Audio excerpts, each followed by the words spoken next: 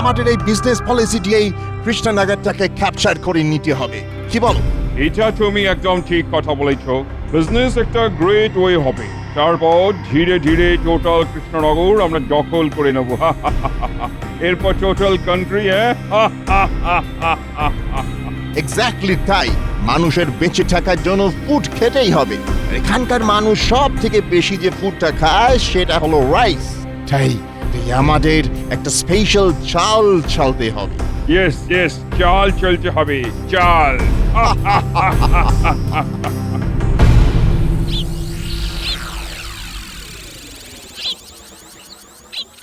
বড্ড বেলা হয়ে গেল, এদিকে খিদেতে পেট চুঁচুই করছে। বলি আজ যে তোমার দেরি হলো বড়। আরে রাজসভায় আমার কত কাজ থাকে সে কি তোমার ধারণা আছে গিন্নি? তোমার আর কি, মনের মতো রান্না করো আর খচর খচর করে পান চেপাও। কি রান্না করাটা বুঝি কোনো কাজ নয়? হ্যাঁ, বুঝবে ঠেলা, বুঝবে যখন একদিন রান্না করা বন্ধ করে দেব নিজেকেই তখন তোমার হাঁড়ি ঠেলতে হবে। হ্যাঁ, তুমি কি ভাবছো তোমার এই কথায় আমি দমে যাব? কখনো না। তুমি যখন তোমার বাপের বাড়ি গিয়ে মনের আনন্দে বসে থাকো তখন তো আমাকেই চালে ডালে খিচুড়ি বানিয়ে খেয়ে রাজসভায় যেতে হয় নাকি? কি গো, আমি বাপের বাড়ি থাকলে তুমি খিচুড়ি বানিয়ে খাও নাকি? ভারী মজা তো। হ্যাঁ, নিজে এমন ভাব করে থাকো জানো আমি বাপের বাড়ি গেলে তোমার খাওয়াই জোটে না। হ্যাঁ? এই রে, মুখ ফসকে কি বলতে কি বলে ফেললাম। তুমি আমাকে একদিন খিচুড়ি রান্না করে খাওয়াবে। হ্যাঁ, আচ্ছা আচ্ছা আচ্ছা গিন্নি, সে না হয় হবে। এখন তুমি শিগগির খেতে দাও, দেখি জোর খিদে লেগেছে। আচ্ছা তুমি বসো, আমি তোমার জন্য ভাত আনছি।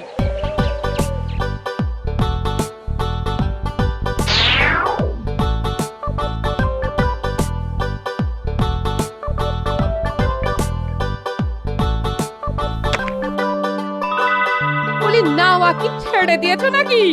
ভাত খাবে তা কই নিয়ে এলে না? না না, এখন আমি আগে খাবো, পরে নাইতে যাবো। গো, যত দিন যাচ্ছে তত তোমার আলসেমিতে ধরছে। জন্মে শুনিনি বাপু কেউ খেয়ে দে চান করতে যায়। তোমার সবকিছুই কিরকম উল্টো রকম হয়ে যাচ্ছে। হ্যাঁ, সব সোজা আছে গিন্নি, তুমি এখন চুপ করলে আমি একটু শান্তিতে খেতে পারি। সে আমি জানি গো, জানি। আমার কোনো কথা তোমার ভালো লাগে না। ও কি হলো গো, এই তোমার চোয়াল আটকে গেল নাকি? হ্যাঁ, সর্বনাশ। এই এক্ষুনি গুলটেনে আপনাকে ডেকে তোমার চোয়ালে ঘুষি মারতে হবে দেখছি। এই কি হলো বলো দেখি। কি গো, কিছু বলো। পেটে যখন খিদের জ্বালা আমার গিন্নি তখন আমাকে পাথর খেতে দেয়। ওরে বাবারে, দাঁতগুলো গেল মনে হয়। বলি তুমি কি আজকাল পাথর দিয়ে রান্না করছো নাকি? ও বাবা! মরণ, দাঁড়াও দেখাচ্ছি। কি আবার দেখাবে? কি আবার দেখাবে? সেরেছে। এ কি, আরো পাথর নিয়ে এসে মাথায় ভাঙবে নাকি? শিলনোড়া আনতে গেল না তো? এই দেখেছো, চাল ভর্তি কাঁকড়। এখন তুমি বাজার থেকে পাথর মেশানো চাল নিয়ে এলে আমি কি করবো? হ্যাঁ, কি অবস্থা? বাজারে এখন পাথর মেশানো চাল দিচ্ছে? চাল যখন তোমায় দোকানি দেয় তখন একটু ভালো করে লক্ষ্য করো না নাকি? হ্যাঁ, নাকি খালি এই দোকানি যা খুশি দিক তুমি তোমার মহান ওই রাজকর্ম নিয়ে এই চিন্তা ভাবনা করতে থাকো? হ্যাঁ, না, দোকানি তো বিশ্বস্ত, তবে বেটাকে ধরতে হবে। কি জানি বাপু, আজকে পাথর দিচ্ছে, কালকে চালের বদলে আস্ত ইট দিয়ে দেবে। হ্যাঁ, তুমি চুপ করো তো। ইট নিয়ে এলে আমার মাথায় ভেঙো, হয়েছে?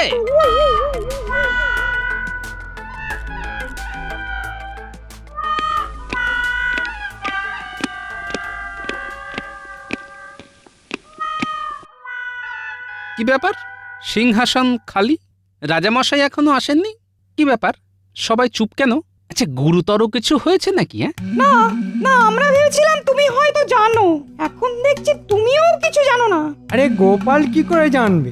আমি রাজামশাইয়ের সব থেকে কাছে এবং নিজের লোক, আমি জানি না মহারাজের কি হয়েছে? হ্যাঁ, মন্ত্রী মশাই, আপনি এত কাছের লোক হয়েও খবরটুকু পর্যন্ত নেননি যে মহারাজের কি হয়েছে? আমার তো মনে পড়ে না মহারাজ কবে এত দেরি করে রাজসভায় এসেছেন। তুমি কতটুকু জানো হে? ওই তো মহারাজ,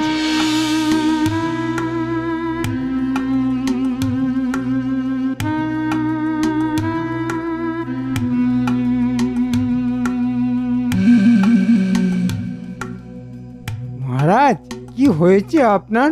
হ্যাঁ মহারাজ কি হয়েছে আপনার? আমি যে চিন্তায় শোকে পাথরের মতো বসেছিলাম, ভয়ে কোনো সংবাদ নিতে পারিনি। যদি সত্যি কোনো খারাপ খবর হয়। মহারাজের কি কথা বলতে কোনো সমস্যা হয়েছে? যদি খুব শারীরিক সমস্যা হয় তবে না হয় আজকের দিনটা। না গোপাল, না, কষ্ট হলেও আমি কথা বলবো।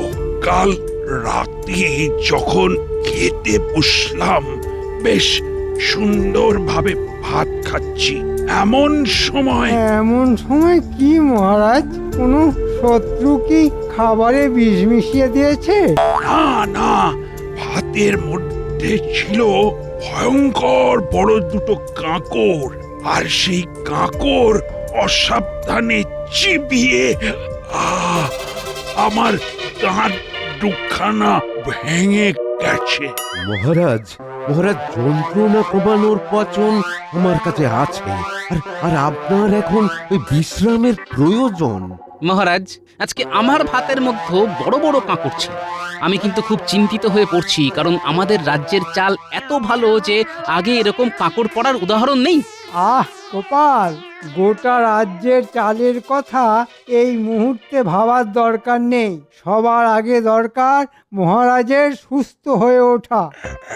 হ্যাঁ, তবে এটা খুব সত্যি কথা যে রাজ্যে রাজার ভাতের চালি কাঁকড়, সে রাজ্যের প্রজাদের চালে না জানি কত কি মেশানো আছে।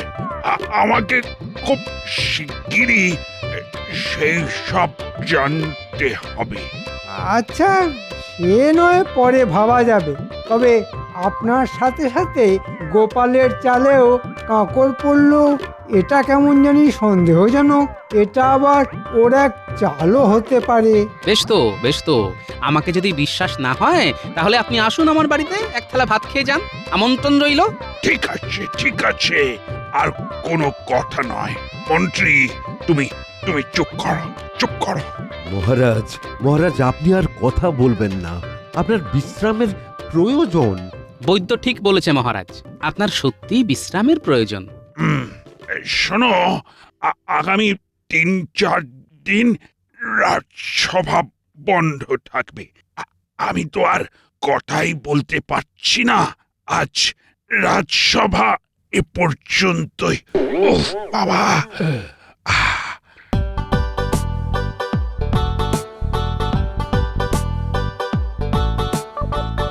এই বলি কি এত চিন্তা করছো? তোমাকে বলেছি না, বাড়ি আসার পর রাজসভার কাজের কোনো চিন্তা করবে না। সে তো ঠিক আছে, কিন্তু এবারে একটু অন্য কথা ভাবছি গিন্নি। আসলে রাজসভা আগামী 3-4 দিন বন্ধ থাকবে। এ কি গো, আর আবার কি হলো? কাঁকড়ে কামড় দিয়ে মহারাজের দুটো দাঁত একদম ভেঙে গেছে, যার ফলে উনি কথাই ভালোভাবে বলতে পারছেন না। মহারাজও কাঁকুরছি বলেন? যাই হোক, কি আর করা যাবে বলো। এই শোনো না, আমার মাথায় না একটা বুদ্ধি এসেছে।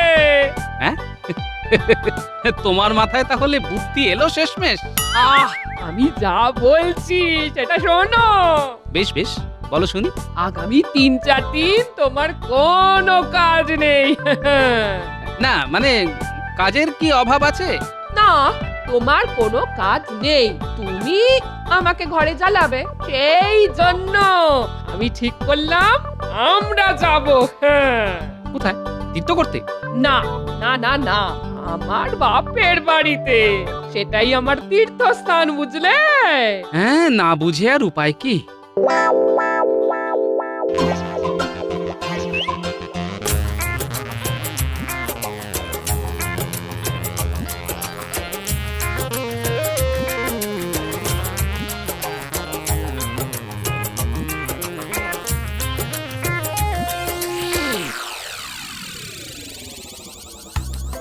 খাও বাবা জীবন, ভালো করে খাও, তোমার তো দেখাই পাওয়া যায় না। জামাইবাবু তো রাজকার্যে সব সময় ব্যস্ত থাকে। সে কি আর আমি জানি না। রাজকার্য না ছাই, তোমার জামাই বড্ড কুড়ে হয়ে গেছে। হ্যাঁ, এবারেও তো আসতে চাইছিল না, আমি জোর করাতে এলো। আহ তুই চুপ কর না, জামাই বাবা জীবনকে একটু শান্তি মতো খেতে দে। কি দিদি, হ্যাঁ তুই জামাই বাবুকে শান্তিতে খেতে দিস না? হ্যাঁ তা দেখ, তুমি তো তোমার দিদিকে চেনোই। তবে শ্বশুর বাড়িতে এসে ভালো করে খাবার মতো শান্তি আর কোথাও নেই। তোমাদের এত আপ্যায়ন, এত যত্ন আত্মি, এ কোথায় পাবো বলো? যত্ন তো করতেই হবে বাবা, জামাই বলে কথা। বাজার থেকে বেছে বেছে সেরা ইলিশ মাছগুলি নিয়েছি। তুমি আরো দুটো মাছ নাও বাবা জীবন। ওরে বাবা, আর না আর না, 5খানি বড় বড় মাছের টুকরো খেয়েছি, আর হজম করতে পারবো না। জামাই বাবু, মাছগুলোর স্বাদ কেমন ছিল? খুবই খুবই ভালো, খুবই ভালো, কোনো তুলনা নেই। আমি খুব তৃপ্তি করে খেলাম, বুঝলে। তবে সব থেকে ভালো কিন্তু ভাতের স্বাদ, কোনো তুলনা নেই। বহুকাল এত সুন্দর চালের ভাত আমি খাইনি, বুঝলে। তাই না? আচ্ছা ভাই, এই চাল তুই কোথা থেকে এনেছিস? হ্যাঁ, বাজার থেকেই এনেছি। আজ 2-3 সপ্তাহ ধরে বাজারে এই চাল এসেছে। যদিও খুব দামি চাল। বুঝতে পেরেছি, দামি তো হতেই হবে। বুঝলে শ্যালক ভাই, তুমি যে দোকান থেকে চাল নিয়েছিলে, আমাকে সেখানে একবার নিয়ে চলো তো। জামাই বাবু, ওই দোকানটা বাজারের আরেক প্রান্তে। হ্যাঁ চলো না, যাই। এত ভালো চাল, ভাবছি বাড়ি ফেরার সময় 1 বস্তা চাল নিয়ে যাব। বাহ, এ তো খুব ভালো কথা। চলুন চলুন জামাই বাবু, আপনাকে ওই চালের দোকানটায় নিয়ে যাই।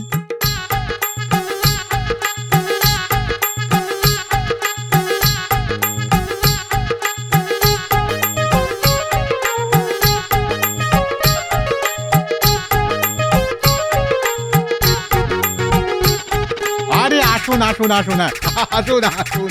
কাল ভাত কেমন খেয়েছেন? চাল ভালো ছিল তো? চাল আপনার অতি উত্তম। ইনি হলেন আমার জামাই বাবু। আপনার দেওয়া চালের ভাত খেয়ে খুব খুশি হয়েছেন। হতেই হবে, হতেই হবে। এই চাল সবারই খুব পছন্দ হচ্ছে। মশাইয়ের থাকা হয় কোথায়? আমি কৃষ্ণনগরেই থাকি। বেশ বেশ বেশ। আপনার এই চাল আমার খুব ভালো লাগে, যার জন্য আমি ভাবছিলাম ফিরে যাওয়ার আগে আপনার থেকে 1 বস্তা চাল নিয়ে যাব। বাহ বাহ বাহ বাহ। আচ্ছা, আপনার এই চালের দাম কত? আগে যে চাল অমূল্য, তার কি ওই সামান্য দাম আপনি দিতে পারবেন না? হ্যাঁ, সেই সামান্য দামটাই তো শুনতে চাইছি। আমার এই চাল বস্তা হচ্ছে 16 আনা। হ্যাঁ, দামটা একটু বেশি বটে। আগে 16 আনা খাঁটি চালের দাম যে 16 আনাই হবে। সে বেশ বেশ বেশ, আমি পরশু যাবার আগে নিয়ে যাব। তবে এটাও ভাবছি যে কৃষ্ণনগরে এই চাল তো আর পাবো না। না না না, নিশ্চয়ই পাবেন। তবে আপনাকে আমার মহাজনের সাথে কথা বলে চাল নিতে হবে। আচ্ছা, আপনার মহাজনকে? তাকে তো আমি চিনি না। আপনি যদি তার নাম ঠিকানা দেন তবে খুব ভালো হয়। সবাইকে তো দিতে পারি না। তবে আপনার শ্যালক বাবু আমার রোজগার খরিদ্দার, আর আপনি হলেন তার জামাই বাবু। আপনাকে না দিলে তো মহা পাপ হবে। সে আমি জানি। একটু একটু একটু অপেক্ষা করুন। হ্যাঁ, এই যে ইংরেজ বণিক, এই ঠিকানায় গেলেই তার দেখা পাবেন। তাকে বলবেন আমার কথা, বলবেন আমি পাঠিয়েছি। ব্যাস ব্যাস, তারপরে আর কোনো সমস্যা হবে না। আপনাকে অনেক ধন্যবাদ। পরশু তাহলে চালটা নিয়ে যেতে ভুলবেন না কিন্তু। না না, কখনোই নয়।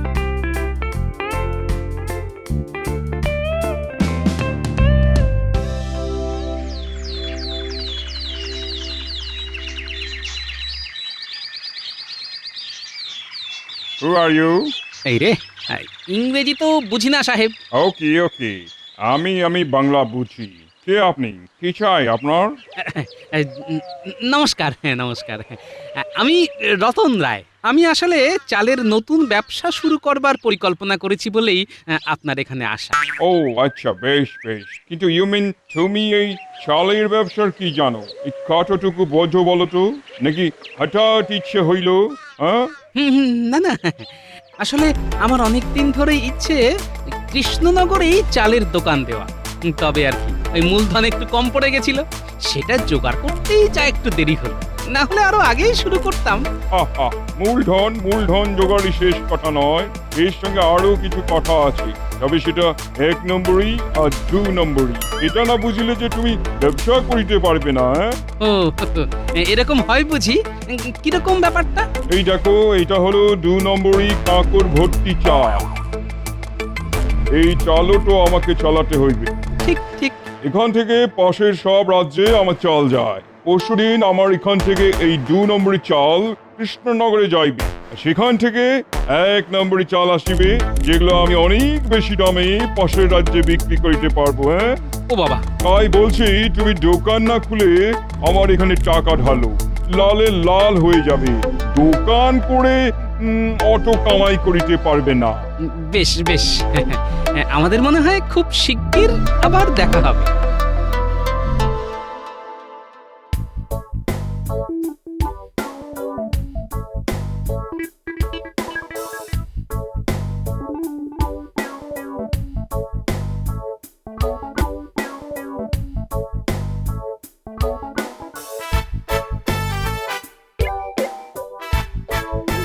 ওকে ওকে। এর মানে কি গোপাল?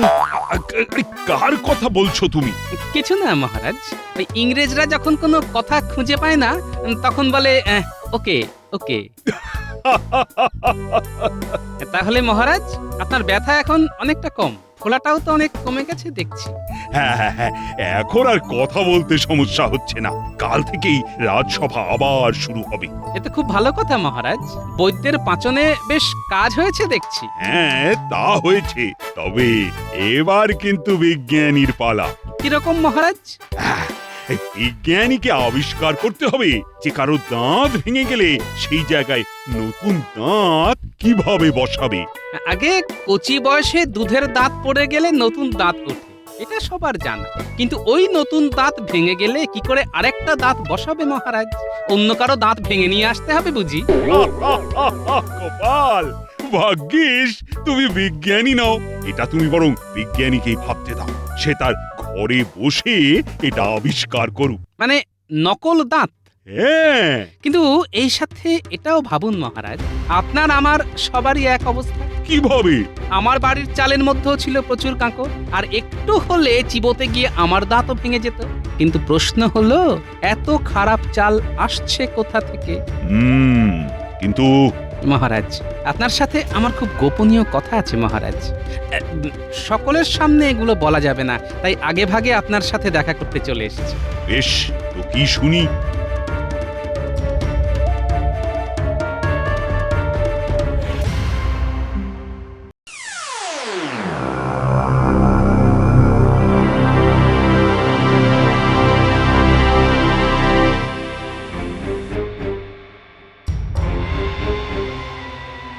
মহারাজ, বলো গোপাল।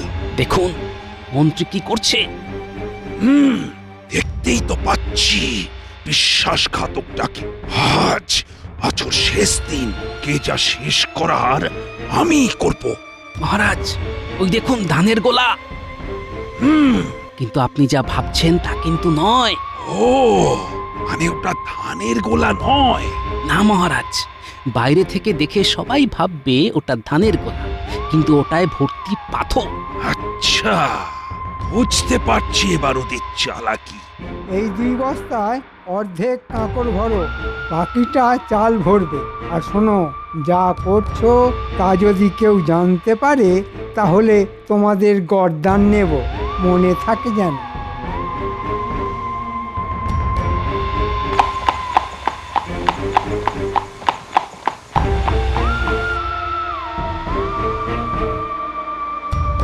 আরো 3 গাড়ি ভর্তি পাথর আসিয়াছে। ওগুলো তাড়াতাড়ি গুদামে ঢোকাবার ব্যবস্থা করো। কৃষ্ণনগরের 1 নম্বর চাল এই গাড়িতে পাঠিয়ে দিতে হবে। কি হলো সাহেব? মহারাজ আমাকে মাফ করিয়া দিন, মহারাজ আমাকে মাফ করিয়া দিন। শোনো, তুমি বিদেশি, তাই যেখান থেকে এসেছো সেখানে চলে যাও। তোমাকে এখানে ব্যবসা করার অনুমতি আমি দিচ্ছি না। আর আমার রাজ্য ছাড়া আমার পাশের কোনো রাজ্যে তোমাকে যেন দেখতে না পাই, তাহলে কিন্তু তোমাকে আমি বন্দি করব। ওকে ওকে। গোপাল দেখো, ইংরেজের মুখে আর কথা নেই, তাই বলছে ওকে ওকে। ভাগো ভাগো এখান থেকে। কি বলেছিলাম না আবার দেখা হবে? মহারাজ আপনি এখানে এত রাতে মানে আপনার কি ভালো ভাতের চাল লাগবে? ও ভাগা, হ্যাঁ, আমার রাজ্যের মন্ত্রী হয়ে এখানে এসে ইংরেজের সাথে শার্ট করে 2 নম্বরই পাথর মেশানো চাল রাজ্যের চারিদিকে ছড়িয়ে দেবার শাস্তি জানো? মহারাজ এ কি বলছেন? আমি তো তদন্ত করতে এসেছিলাম। এই হলো তোমার তদন্তের নমুনা। পাথর মেশানো চাল খেয়ে আমার দুটো দাঁত ভেঙেছে, আর আজ আমি তোমার সব কটা দাঁত ভাঙবো। ওরে বাবা রে, ওরে বাবা রে, হায় হায়, আমার দাঁত, আমার দাঁত। হ্যাঁ মহারাজ, মন্ত্রীর একটি দাঁতও আস্ত রাখবেন না। আমি আগেই বলেছিলাম যে মন্ত্রী ছাড়া এত বড় কুকর্ম আর কেউ করতে পারবে না। আ আ ও ও ও রে, হায় হায় হায় হায়, আমার দাঁত, আমার দাঁত কোথায়? যোগ্য শাস্তি মহারাজ। সত্যি গোপাল, তুমি ছাড়া এই সমস্যার সমাধান হতো না। ভাবিয়েছিলাম ফার্স্টে বিজনেস করিব, ইনকাম করব, তারপর স্লোলি কৃষ্ণনগর দখল করিব, কিন্তু কিন্তু আমার সব প্ল্যান ওয়াটার হয়ে গেল। ও গড!